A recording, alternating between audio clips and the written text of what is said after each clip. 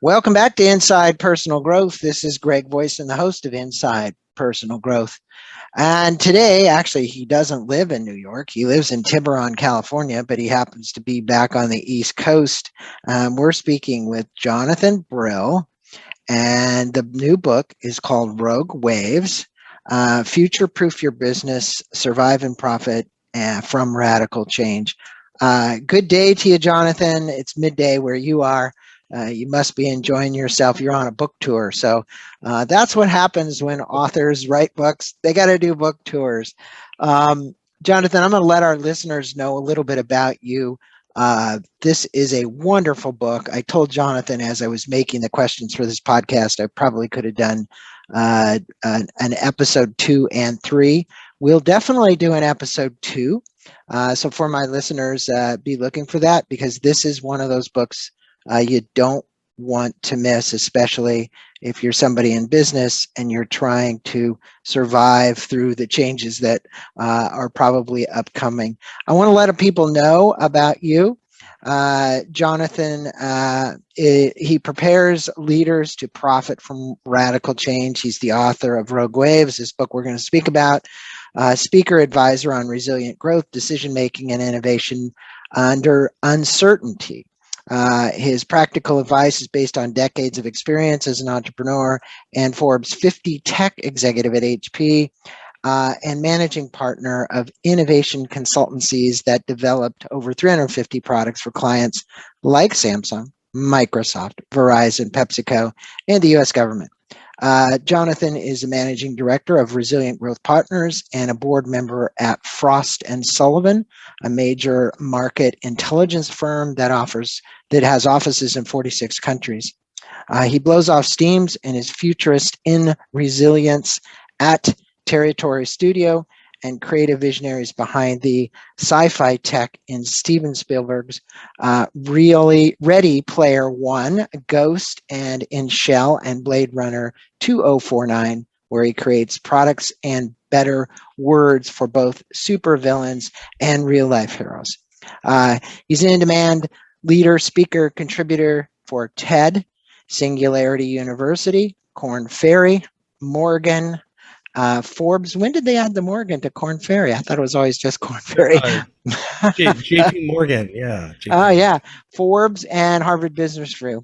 He holds a degree in industrial design from Pratt Institute, spent years as a research consultant to MIT Media Labs, and in a management training for Stanford University Graduate School of Business.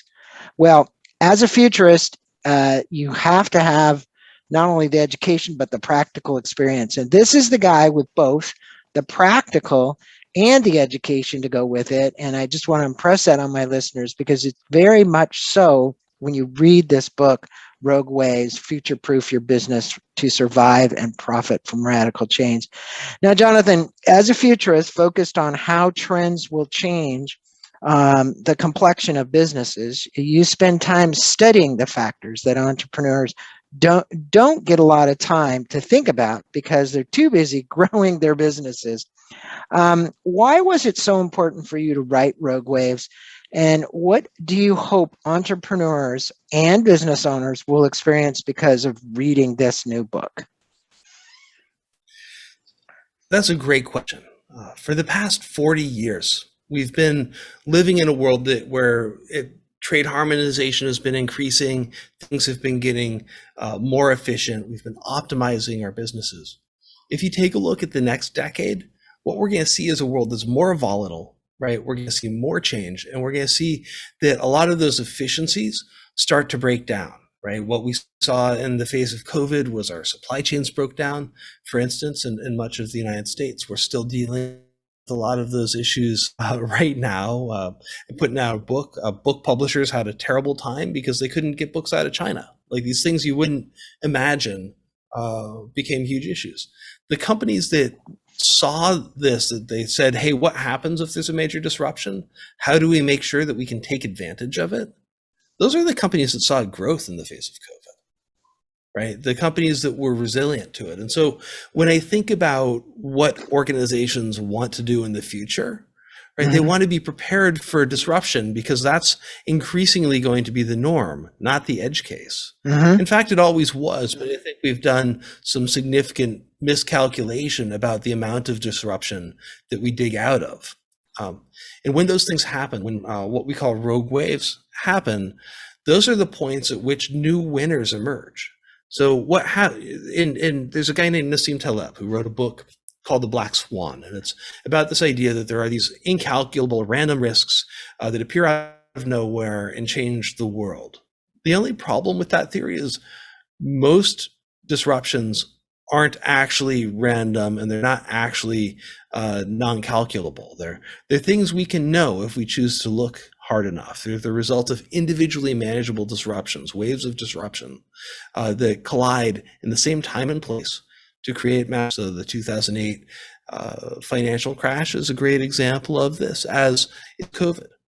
And so if you start to look at what the future holds and how resilient you are to it, how you can improve your customers' ability to deliver in the face of change, that's how you create massive value. That's how a company like Amazon did it. And it's really easy to look at them and say, hey, you know, they're big, they've got the best people, they've got all the money they want, so on and so forth. But I ask you as an entrepreneur, you know, if I took my magic wand and I removed all of the barriers to your organization, could you deliver 10 years growth in 90 days like Amazon did?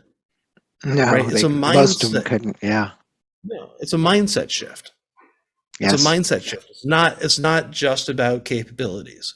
And I think that's the point of the book, is that, you know, if you figure out what, you know, how the game is changing and what game and what the rules are before you make bets, before you choose your strategy, you're going to have a much better outcome. And that's how companies like Amazon, companies like Zoom have set themselves up. And it's not just that they were well positioned when the wave hit, they were, but unlike many of their competitors, they were also able to take advantage of it. Well, and I think that is the key, one of the keys. In other words, I kind of look at you call it rogue waves. Most people say, look at the tip of the iceberg and what's below it. You know, are entrepreneurs taking time to really look at the things that are, in your case, could come up with a rogue wave? You write about it in the book and how it capsizes boats and sinks boats and so on. And I think it's just fascinating because it is a mindset change. You actually have to want to go there to be able to be somewhat predictive of what's going to happen. You know, and in that light, I just wanted you to comment on why the competitive strategy and the blue ocean theories that are taught at Harvard Business School and other well-respected universities and all kinds of places teach these theories are not a complete approach to preparing for a rogue wave. I mean, all of us say, well, get out of the red ocean and get into the blue ocean and find the spot where it's not competitive, right? But speak with us, if you would, why that's not complete. So both of those approaches, so a guy named Michael Porter came up with something called the five forces model, which is really the basis of a lot of competitive thinking since the early 1980s. The second book called Blue Ocean Strategy by Kim and Margone talks about this idea that, hey, you know, maybe you can move into an adjacent market and maybe there's more opportunity there to do that. Both of these assume that the rules of the game, the dynamics of the system, will stay the same. The reality is when a rogue wave hits, when the economy gets hit by an iceberg, when the rules go out the window, neither of those approaches really work. They assume that the game will stay the same. Mm-hmm. What we saw in the face of COVID was that the game changed, right? The United States government played with a new monetary policy that it hasn't explored in, many years. The kind of stimulus spending. You saw, if you're a landlord, all of a sudden you get to evict people who aren't paying rent. Like stuff got really, really weird, really, really fast. And if you use those old competitive strategies, they wouldn't have worked.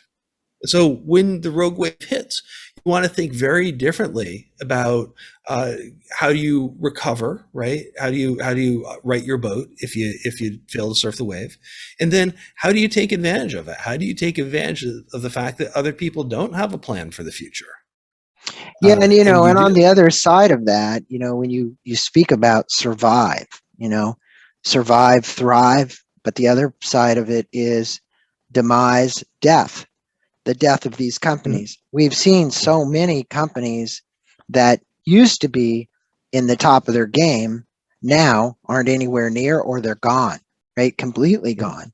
They were obliterated, and that it has to come up in the equation, especially when you start thinking about it. I mean, I look at things like fax machines, right? I go back to the day because I'm old enough to remember that kind of stuff, and and you look at the Palm Pilot, and you look at all these kind of things, these devices, things that came out, and the evolution of that. And you speak about the distribution of randomness in your book, Mhm.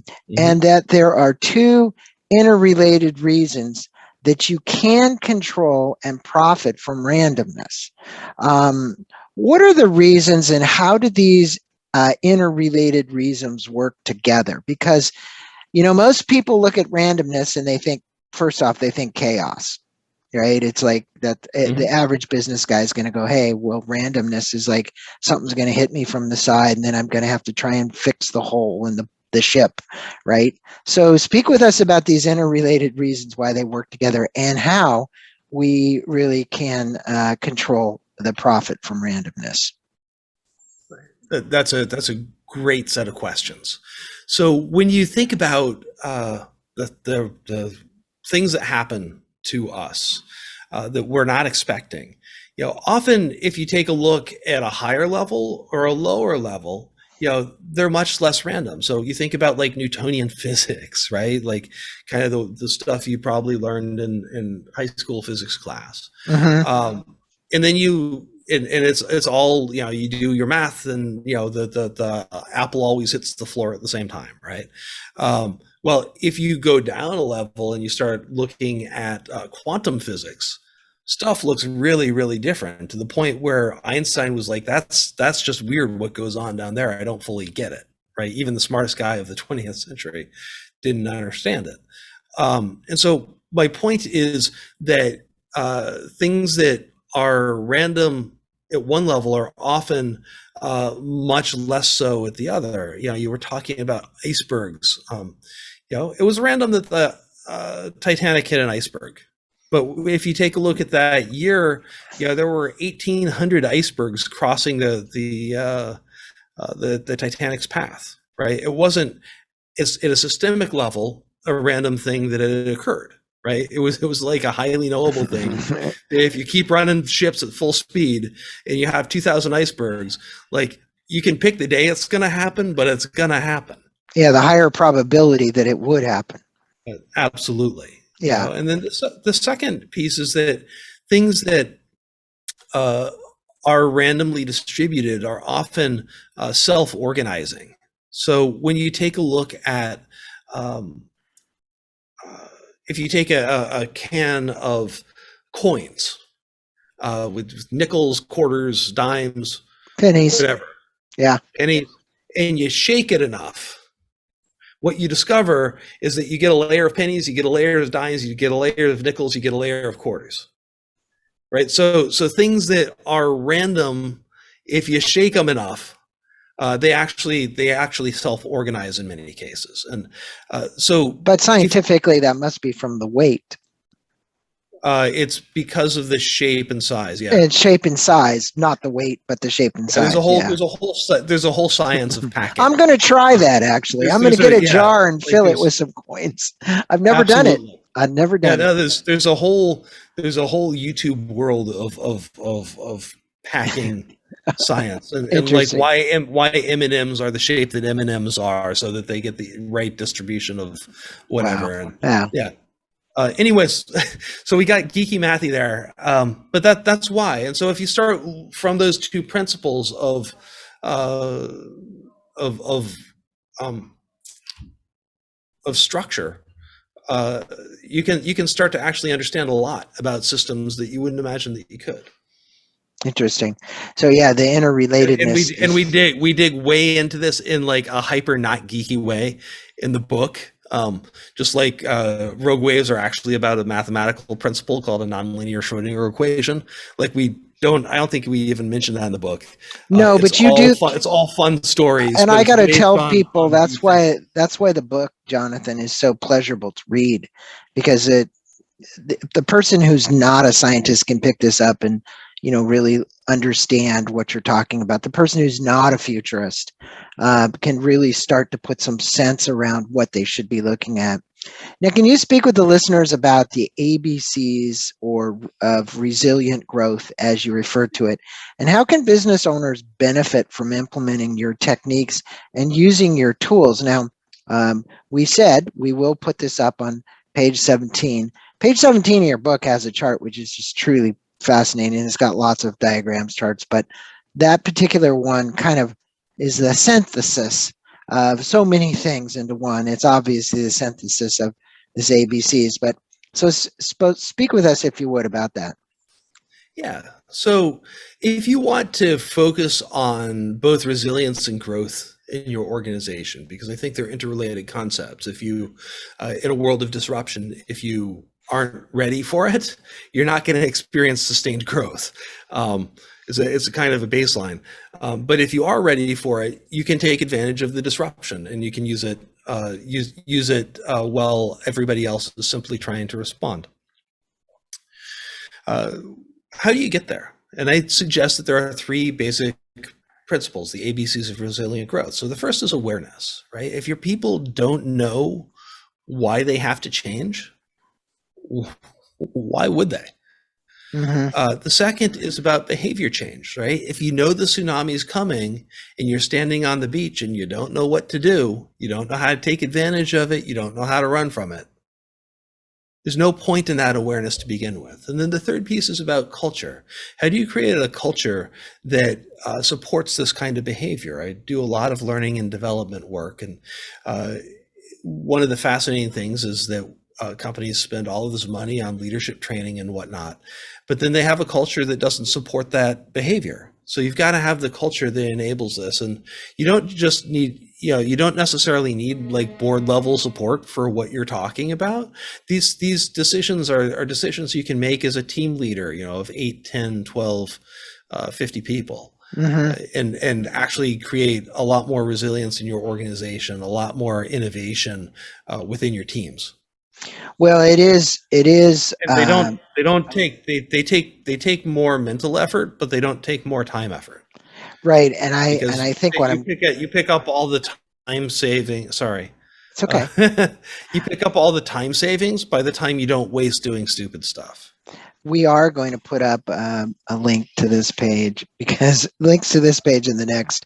I'm just going to show it because the reality is, for those of you who are only listening, you don't get to see it, but we'll have a link on the blog.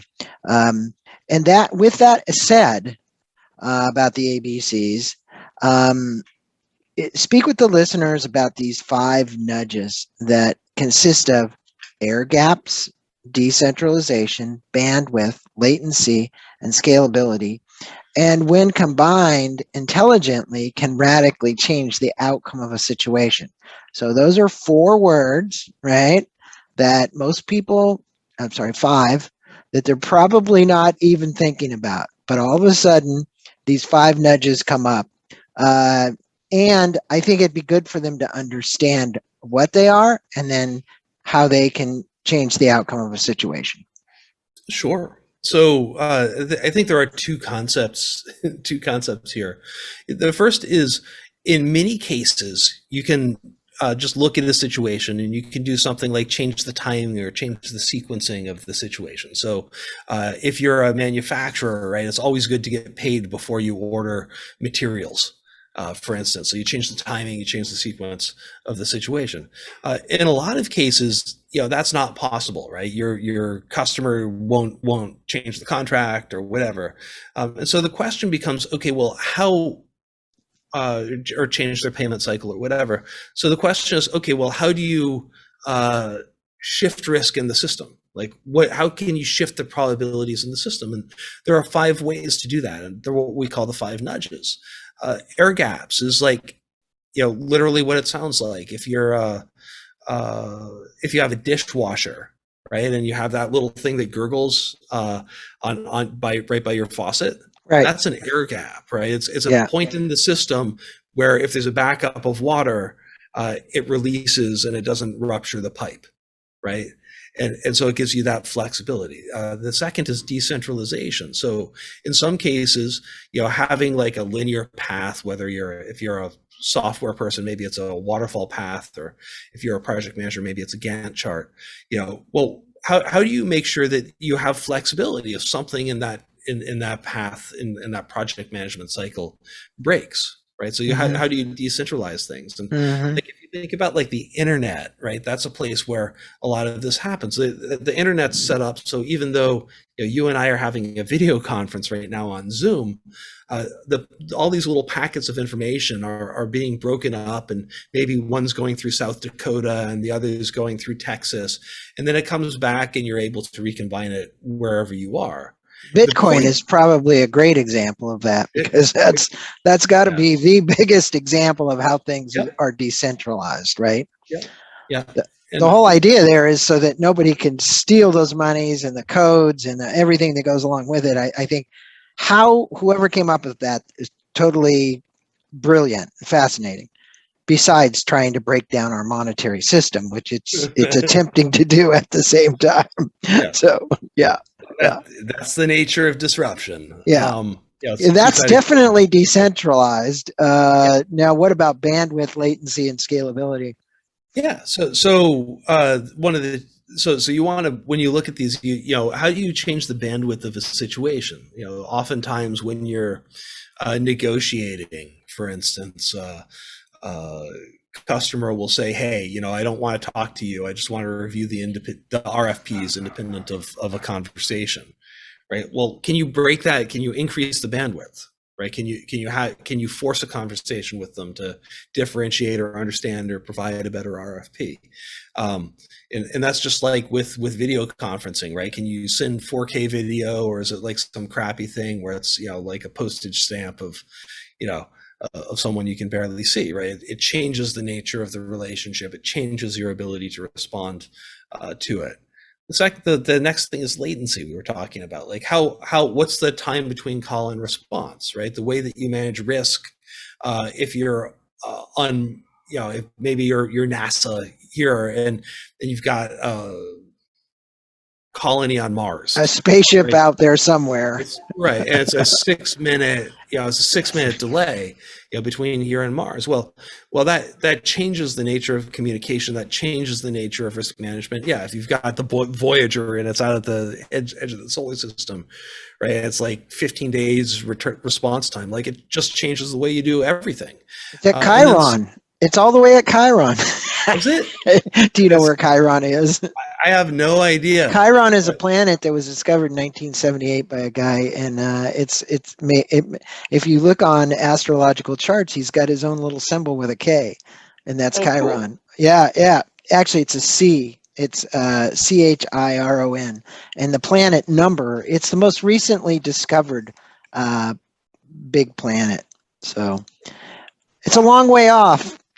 It's not there. It's more than 7 minutes away. Let's put it that way. It's more than 7 minutes away. The way you engineer that is very different than the way you engineer something, that's at your desk. Is all I'm saying. So it's a different strategy, right? And that's talking about latency and then scalability, right? So one of the things that Zoom did really well this year was figure out how to sit on top of Amazon Web Services so that they could smoothly scale, as opposed to trying to build their own data centers, right? So they made a decision that allowed them to scale smoothly and quickly, and that's one of the major things that gave them advantage this year. Amazing advantage, and they've done quite well. I hear there's a lot of changes coming for Zoom. And who knows? It's interesting to see what'll happen. Now, you tell a great story about growing up in the Five Islands in Maine. I love this story.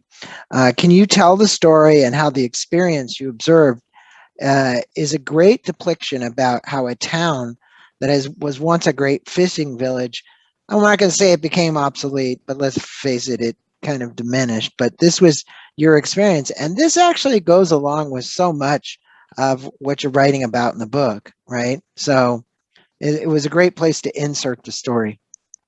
Yeah, Five Islands is a town with a really amazing history, and so just a couple details that aren't in the story. It originally was a town that steamships, people would come out of Boston and New York, and they'd come up for the weekend, and they'd hang out there, and there's a big dance hall and beautiful hotels, and that all went away with the kind of as rail evolved and people stopped having the nature of the economy changed, so they had to reinvent themselves, and they really became a fishing village. And this happened across Maine, and technology evolved, and all of a sudden people were able to catch more fish. Foreign trawlers, Japanese trawlers, were suddenly coming in and pulling out massive amounts of cod, halibut, bluefish, and it all went great until one day when the fish population collapsed. Diminished, yeah.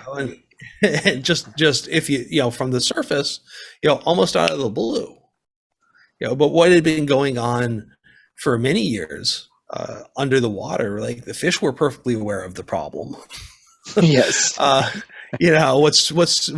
obvious for the fish is not always obvious for the fishermen, and so what we should have been doing is looking a lot more systemically at the problem, modeling what was happening, figuring out where those tipping points could and would be.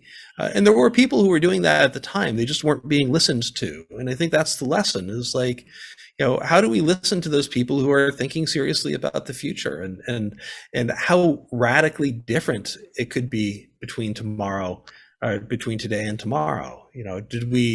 How many leaders, how many executives thought 24 months ago that someone sneezing in Wuhan would totally upend their business? Yeah, upend the whole world. And the interesting thing about the fishing thing is also the fisheries, and the you look at how the industry has evolved. Yes, you could take trawlers and go get the fish, but you can also do farm fishing. And I know a lot of the salmon that's bought, many of the fish is coming out of farm raised.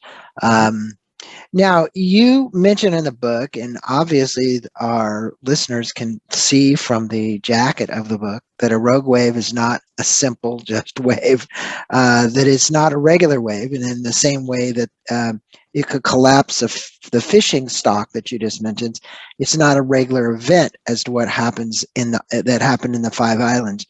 You mentioned that what the two have in common is that they're caused by the compounding of several more normal, seemingly phenomena. Can you speak about these compound effects and why these effects are one of the most important yet understood concepts in modern business? So that's a great question. When you take a look at COVID's a great example. We could talk about that. Let's go there. Okay. So, what was really different with this pandemic than previous pandemics? I think there's something most leaders fail to recognize, which is 100-year pandemics, 50-year pandemics. They were becoming more frequent. We were just getting better at containing them. It was inevitable that this was going to happen, and it wasn't going to take 100 years for it to happen. Right. That's the first. That's the first thing. Is what we thought was a static risk was actually a highly dynamic risk. We just gotten better at managing it, but eventually it was going to flip, and probably sooner than later. We didn't think about what the impact of that would be. So what really happened? What was different between this and earlier pandemics in the 2000s and 80s and 90s, potential pandemics, novel diseases? The first thing is that we put a population about the size of Los Angeles outside of Wuhan. So we were pushing into the biome in a place where we knew that novel respiratory diseases were common. That's why the Wuhan Institute of Virology is in Wuhan. Like Yeah, it's not. existed. It's like there's a reason it's not in La Jolla, right? Yeah. And so that's the first thing. The second is that this was happening across China. 400 million people, a population larger than the United States, was doing this same thing, cutting into the wilderness to build new cities or expand cities around China. They were connected by 16 high-speed rail lines since the 1990s. And I think what's most important is that between 2012 and 2019, the amount of tourists leaving China increased 10 times, moving it from an insignificant tourism spender to the largest in the world. Mm-hmm. And so we were increasing the likelihood of a spark, right, by pushing into the biome in these places where this specific disease tends to happen. And we increased the rate of spread by increasing the infrastructure. Now, both of these are good things for humanity. I'm a big supporter of urbanization and economic development. But what we didn't understand or fully grok was the impact of that. And we didn't have enough of a resilience plan to respond when it happened. And I don't know, this is conjecture, but I don't know that a better Chinese response or a better American response would have changed the game. I think the die was set. Well, it's still in debate. What are they still looking at the Wuhan lab to actually determine whether or not that COVID was man-made versus it, like you say, the spark, them moving out, and it was eventually maybe going to happen. I don't really know. All I know is that there was a sequence of events somehow. And transportation, as you said, outbound from China. Obviously, somebody landed in San Francisco, and I think the first outbreak was Seattle, if I remember correct. That's where somebody, and I'm not certain it was from Asian descent either, right? Was it? But at any rate, somebody was carrying it. There's no reason to believe that. Yeah. First off, the second is we should look at the Wuhan Institute of Virology, but that's by far the edge case that it came out of a lab. Yeah. There's an almost insignificant probability that that's what happened. From a scientific perspective, I think it's important to explore that, explore the range of possibilities, but I wouldn't look at that as the most likely event. Well, I think that's society trying to create some kind of blame. It probably has nothing to do with anything else. But, you mentioned that while we can't prepare for every possible rogue wave, COVID, and that's a good example, that we can categorize them by the type of the impact that they'll have on our customers, competitors, our vendors.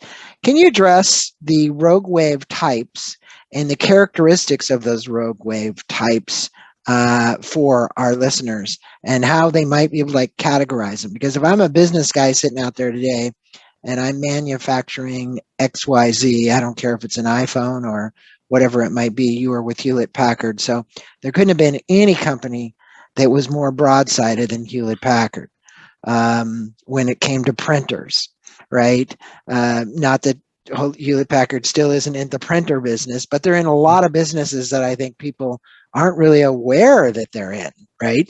Mm-hmm. Yeah. That's absolutely true. So, coming into 2020, Hewlett Packard was in a really tough spot, frankly. Carl Icahn and Xerox were attempting a forced buyout of the company. Its stock had taken a huge hit. Coming out of, and this is about riding the wave, turning it to your advantage. Coming out of 2020, Xerox's earnings per share, this is its HP's nearest U.S. competitor, are down 69% by earnings per share, 69% by GAAP. That's stunning. Whereas HP's have been stable.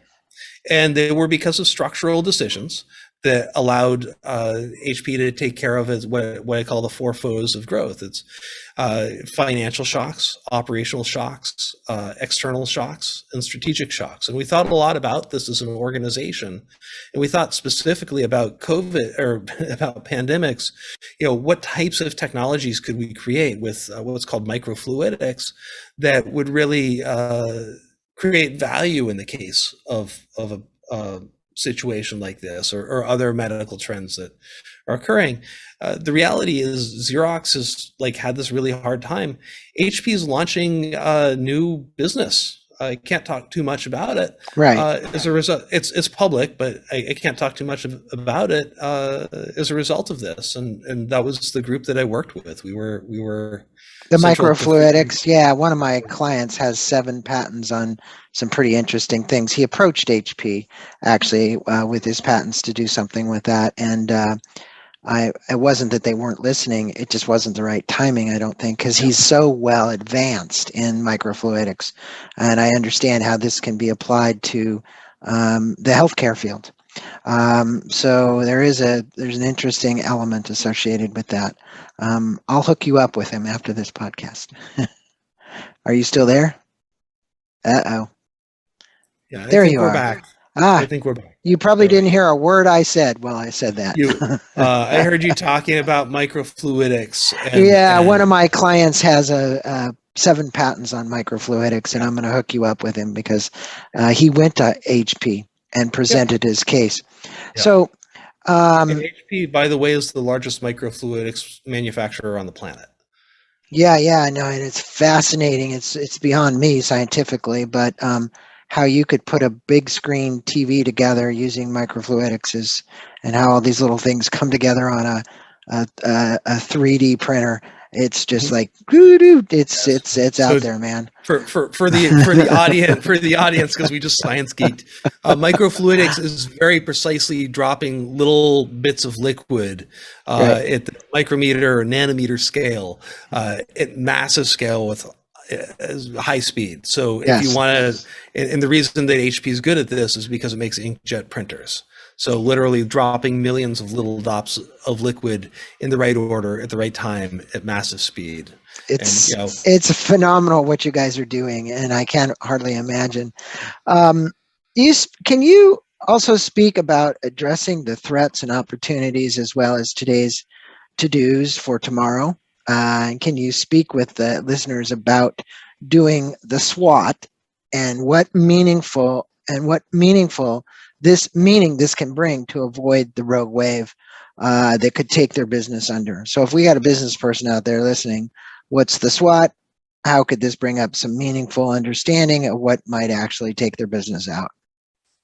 Yeah, this is a great question.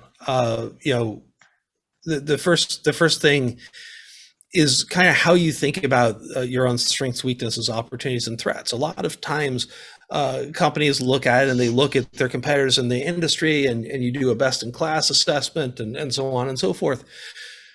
The question to really ask is, what are those strengths, weaknesses, opportunities, and threats when everything goes crazy, right? Not in the current situation, are you better than your competitors? What happens when your competitors get disrupted too?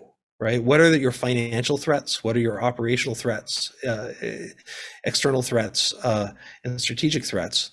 Same thing for your customers, right? Because this isn't just a risk assessment; it's an opportunity assessment. Where is your customer's financial strategy at risk? Where might they have IT security issues, an operational strategy issue? Maybe where might their supply chains break down? What types of external threats could happen, right? We don't think of wars as a likely thing here, but you talk to generals and whatnot, they think that maybe there's a 30% chance of a hot war with China in the next 10, 15 years. Right? That would be a really weird thing to have happen. What happens if there's a massive external change? And then, what happens if there's a strategic issue, like your demand forecasts are off?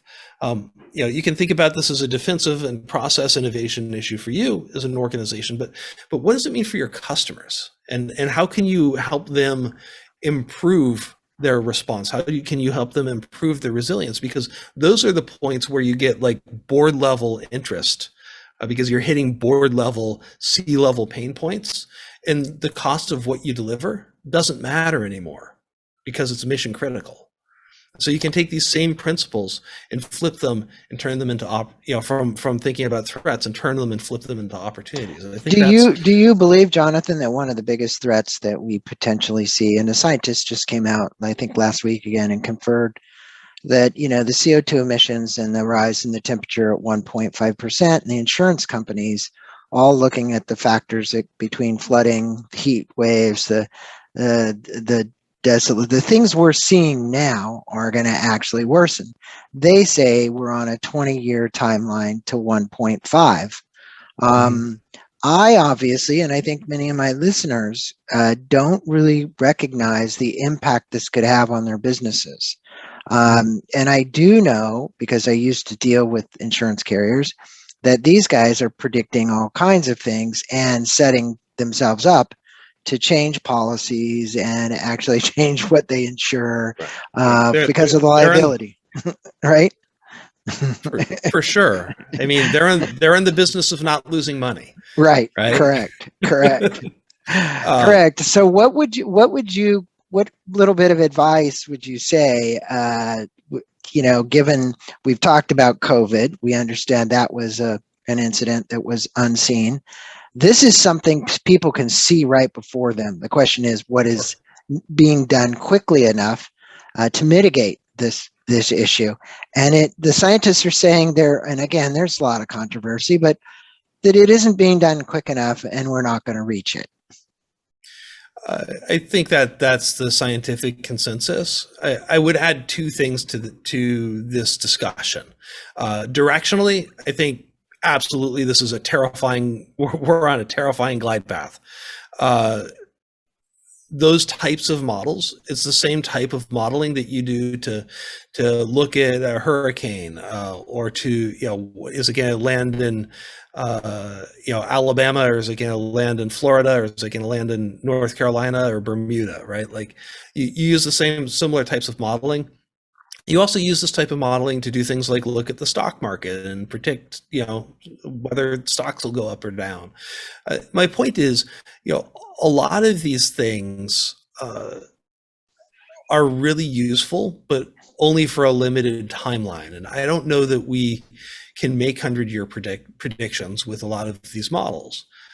Directionally, I think they're accurate and I think it's more foundational than just looking at this modeling. I think, when you just do a simple piece of math, that we probably, are going to have a couple billion more people entering the U.S. equivalent of the middle class around the world in the next 20 years, 25 years. Just kind of think about the implications of that. And what I mean is, if you talk to Jared Diamond, he's done some analysis that suggests that if you take someone out of rural poverty in, say, Mongolia, and you put them in, say, Austin, Texas, and in a middle class and a McMansion, their resource use goes up about 32 times. 32 times.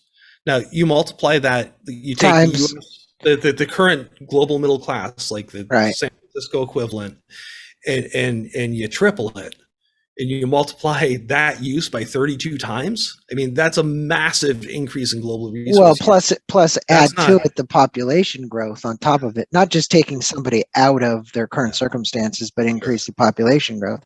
I mean, I think we're looking at 9 billion, right? Pretty close.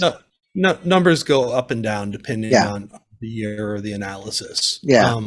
But the real question isn't about just about population is total. It's about what's their ability to consume. Yes, the consumptionism. That's the real challenge. And like drinking from paper straws is not going to solve this problem. So my point is, yes, there's going to be an issue. Yes, there are going to be geopolitical tensions unless we solve this issue. I would also say with a lot of the type of modeling we're looking at, directionally, they're giving us really good data. but they're not doing two things. The first is saying, okay, well, what if new information or a significant new piece of foundational information has to be replaced in the model? Is it still accurate? So for instance, say we really do get our act together and we get nuclear fission online, and we get geothermal fracking technologies online in the next 10 years. I don't think that's going to happen, but if it does, that completely changes the consumption and also right? the consumption of fossil fuels and all kinds of things. And I get that, So, and I think you're absolutely right. It's only predictive in one nature. If we do get our shit together, as you say, it could change the trajectory pretty quickly. But it is something that I wanted to bring up because we'd use COVID as an example, but that's another example of something that you could say is a rogue wave. Now, this book just let me respond to that for a second. It is absolutely a rogue wave. And it's an example of exactly why you want to prepare for uncertainty and figure out how to flip it to your advantage. The reality is, over the last 120 years or so, more billionaires have been minted in financial downtimes than in upswings. Yes. And that's because the volatility creates room for new players to win. And so when you look at the future, and win big and win big. And so what you really want to do is learn, figure out what to do next when you don't know what's next. Absolutely. You can take tips from certain places, but you also need to do your due diligence to think about what those might be, especially financially. And now, I said this at the beginning, this book could have been 3 books, but it's not. It's one book. But we're going to wrap up this interview, the first of 2, because I know we're going to do another one. And I'm going to ask you this book. It's filled with wonderful advice, and it's backed up with stories and factual data. That is true. Given the immensity of the issue, what are the 3 things that you'd like to leave the listeners with that they can apply to forecast a better future for themselves and their businesses? So, end of number 1. That's a whole other session. So the first just three things. 3 things that you the first and most important insight is, don't assume that the strategy you use at the poker table will work at the roulette table, right? I think about this a lot. The companies, organizations assume that what's worked in previous situations will work in the next one. So figure out the game before you pick your strategy. That's the first takeaway. The second is, don't just look at what's been going on and say, hey, well, we'll do better, 6% better or worse this year than last year. Like going into 2020, no one predicted the AMC cinemas theaters was going to have an AMC year and nearly go bankrupt and have to take on $1 billion. Right. And no one predicted that Zoom was going to have a Zoom year. Right. So the range of futures can go from A or to that Moderna was going to have a Zoom year. or that Moderna was going to have a Zoom year.